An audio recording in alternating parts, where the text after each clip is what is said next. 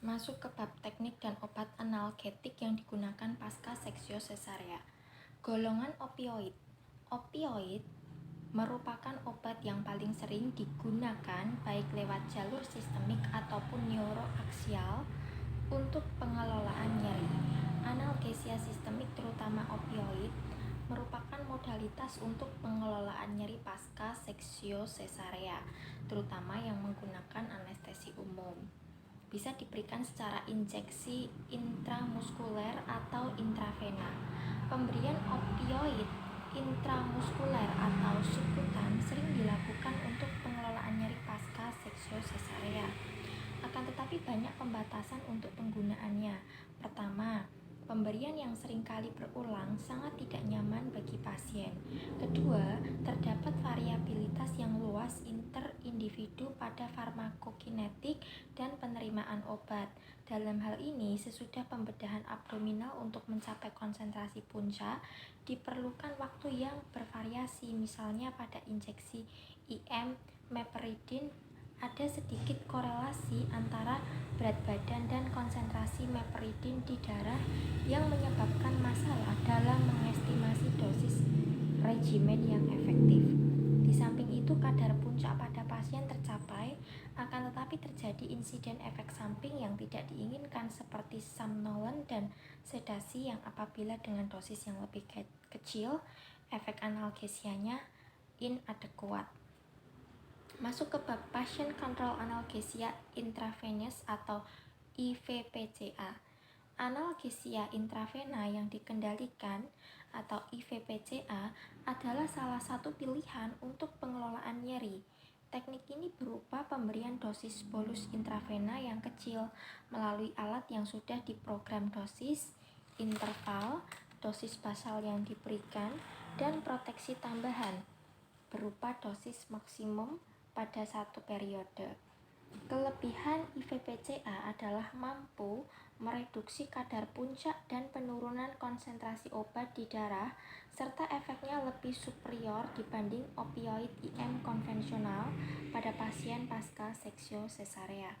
Alat ini adalah mempunyai keterbatasan pada penggunaannya karena dikendalikan oleh pasien sendiri, dan ada beberapa alat menghalangi ambulasi pasien dan perawatan bayi.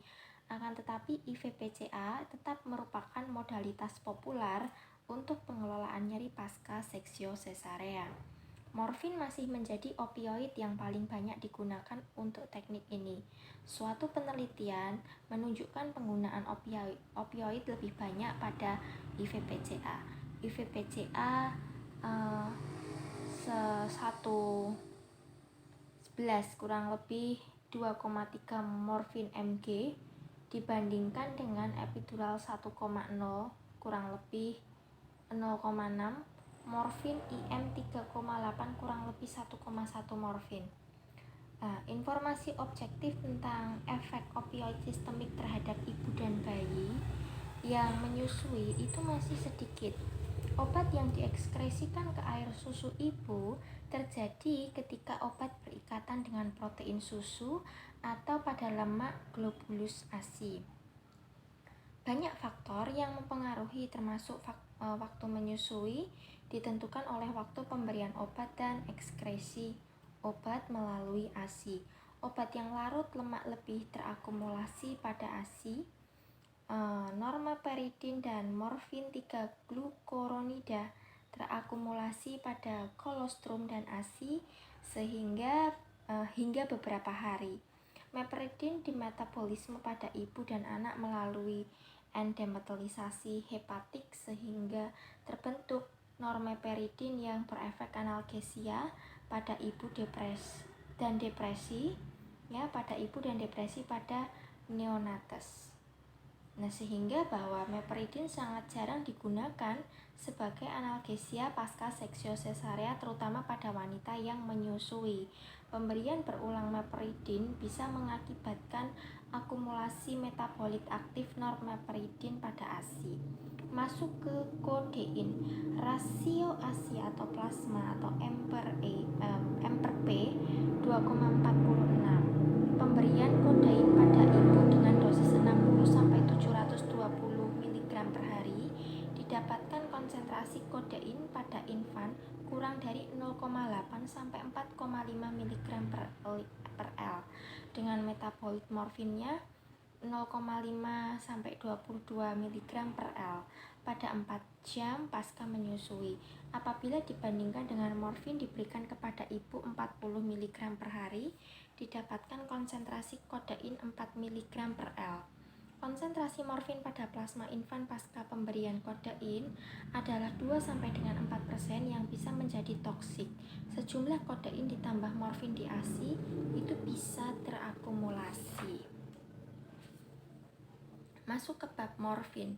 Penelitian mengenai ekskresi morfin melalui ASI dipublikasikan pada tahun 1930. Ekskresi morfin terjadi 6 jam sesudah pemberian epidural intravena atau IM. Konsentrasi maksimum pada ASI 500 UG per L dan muncul setengah jam setelah pemberian 10 mg per intravena.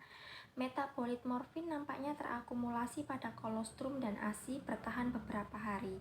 Morfin ditemukan di ASI 6%, bioavailabilitas bayi 25% dianggap aman. Morfin yang melalui metabolis konjugasi hepatik maternal dan infan menghasilkan morfin 3-glukorinidase inaktif U maupun aktif dengan rasio 9:1. Karena memiliki waktu paruh yang lebih lama pada neonatus dibanding orang dewasa, maka neonatus lebih berisiko terjadi toksisitas. Guideline formula di Inggris menyebutkan bahwa morfin dosis terapeutik yang diberikan kepada ibu yang menyusui nampaknya tidak berefek pada bayinya, akan tetapi harus dilakukan evaluasi tanda dan gejala transfer dan akumulasi obat pada neonatus. Bayi dengan gangguan fungsi hepar dan renal itu bisa terjadi peningkatan konsentrasi morfin dan morfin glukuronida pada ibu yang menggunakan morfin waktu lama. Masuk ke bab petidin. Rasio ASI per plasma M per P adalah 0,85 sampai 1,59. Pemberian petidin 50 mgIM pada ibu konsentrasi puncak pada ASI 130 UG per L sesudah 2 jam pemberian. Konsentrasi puncak tertinggi adalah 207 UG per L. Konsentrasi berkurang 20 UG per L sesudah 24 jam. Pemberian dosis berulang pada ibu berefek negatif pada bayi yang menyusui. Fenomena ini disebabkan tingginya konsentrasi petidin pada ASI dan lambatnya eliminasi pada infan. Meperidin menyebabkan neurobehavior sehingga tidak dianjurkan.